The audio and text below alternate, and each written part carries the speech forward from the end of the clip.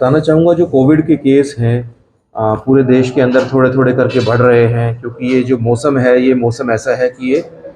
अनुकूल है वायरस के हिसाब से, और इस समय वायरस की स्प्रेड ज़्यादा हो जाती है। इसी कारण से काफ़ी शहरों के अंदर केसेस बढ़े हैं, हमारे ज़िले के अंदर भी केसेस बढ़े हैं। हम लोगों ने अपनी सैम्पलिंग कई गुना बढ़ा दी है। सैम्पलिंग हर जगह पे, हर सरकारी संस्था में की जा रही है, और सिविल हॉस्पिटल बहादुरगढ़ और झज्जर में खास तौर से फ्लू कॉर्नर्स बनाए गए हैं, जहां पर फ्लू के पेशेंट्स, किसी प्रकार के फ्लू के पेशेंट्स की जांच की जाती है और साथ में सैंपल्स भी कलेक्ट किए जाते हैं। कल की अगर बात करें तो कल हमारे ज़िले के अंदर 12 कोविड पॉजिटिव पेशेंट आए और 10 कोविड पेशेंट ऐसे थे जो रिकवर हुए हैं, और इस समय 68 एक्टिव कोविड पेशेंट्स हैं ज़िले में।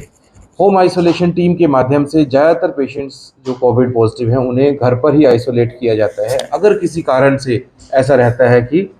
घर पर सुविधा नहीं हो पाती है, या मरीज इस तरीके की हालत में है कि वो सिक है, तो उन्हें या तो कोविड आइसोलेशन वार्ड में रखा जाता है, जो कि झज्जर बहादुरगढ़ दोनों जगह बनाए गए हैं, और अगर सीरियस हैं तो उन्हें कोविड के इलाज के लिए जो कोविड सेंटर है, कोविड आईसीयू है या कोविड डेडिकेटेड सेंटर्स हैं, उनके अंदर इलाज के लिए जो सुविधा है वहाँ पे रखा जाता है।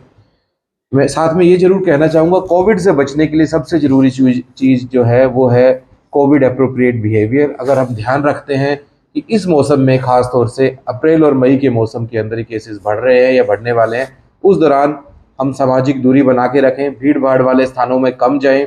या फिर हम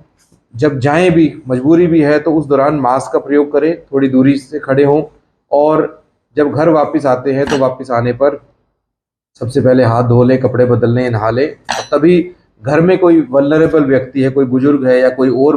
बीमार है, उनसे मिलने से पहले अपने कपड़े बदल के नहाकर तभी जाएं, नहीं तो हम एक से दूसरे पे इन्फेक्शन को स्प्रेड करने वाला कारक बन सकते हैं। ऑक्सीजन के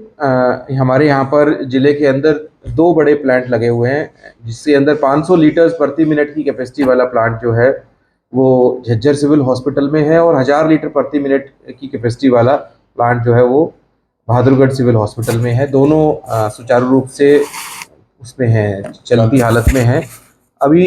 लेकिन मैं कहूँगा कोविड पेशेंट्स का इतना लोड नहीं है, इतने पेशेंट हॉस्पिटल में एडमिट नहीं हो रहे कि उनकी जो जितनी ऑक्सीजन वो बना रहे हैं उतनी अभी तक आवश्यकता पड़ नहीं रही है। इसके अलावा ऑक्सीजन कंसनट्रेटर्स, ऑक्सीजन के सिलेंडर्स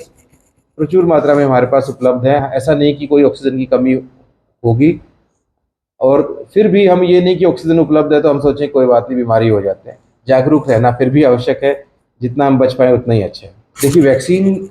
जो सप्लाई में ऑल ओवर इंडिया की बात करें, 31 मार्च तक की सप्लाई अवेलेबल थी। 31 मार्च को सारे स्थानों पर वैक्सीन ख़त्म हो गई। नया बैच जैसे ही आता है हम वैक्सीन को लगाने के लिए लिस्ट बना रहे हैं। जिनको प्रिकॉशनरी डोज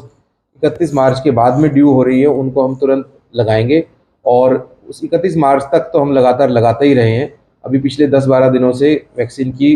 कमी सामने आई है, और मैं ये ज़रूर कहूँगा कि जैसे ही वैक्सीन आएगी, हमने डिमांड सरकार को दी है, और उच्च अधिकारियों के माध्यम से जैसे ही वैक्सीन आ जाती है हम तुरंत वैक्सीन प्रिकॉशनरी डोज लगाएंगे। इस बीच के अंदर ये जरूर कहेंगे कि अपने आप को बचाव करके रखें, और जो प्रिकॉशनरी डोज के लिए ड्यू हो रहे हैं वो अपने आप को मानसिक रूप से तैयार कर लें कि हमने जब भी वैक्सीन आती है वैक्सीन लगानी है।